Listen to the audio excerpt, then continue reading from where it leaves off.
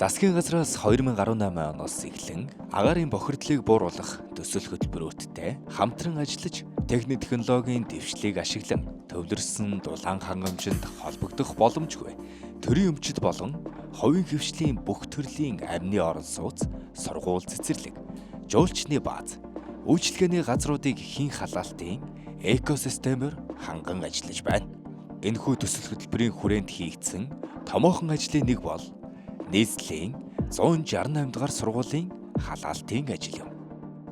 За манайх нийслэлийн ерөнхий боловсролын 168 дугаар сургууль 2023-2024 оны хичээлийн жилийн 3 дугаар улирал буюу 1 сарын 29-нд сургалтын үйл ажиллагаагаа эхэлсэн.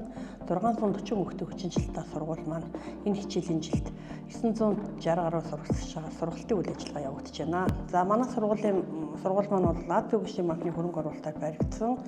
За халаалтын хувьд бол эко халаалтыг цог шийдлийг бол гор газаас шийдэж өгсөн байгаа. Энэ нь бол одоо маш дулаахан доголдол бараг гардаггүй нэг асуумай төвийн шугамд холбогдоогүй байгаа сургуульд бол нэг таатай халаалт байгаа. Тэгэхээр бид нар бол энэ гор газрын халаалтын хүчинд бол манай сургууль бол одоо өвлийн хувилрал буюу одоо сая 10 сарын 1-ээс газ аваад халаалтынхаа үйл ажиллагааг эхлээд явсан. Тэгээд эко халаалт бол маш зохимжтой байгаа гэдгийг бас хэлэхэд мэндэрүү таатай байна. За тэгээд гор газраас бол сар тутамд ирж одоо бид нар ажилчдаа сургах дээр нь одоо нөгөө нэг халаалтын цуухуудыг цэвэрлэх гэсэн үйл ажиллагаануудыг тогтмол явуулж өгч байгаагаар бид нарт бол өр хөгөөчтэй халаалтандаа санаа зовхгүй сайхан ажил явагдаж байгаа.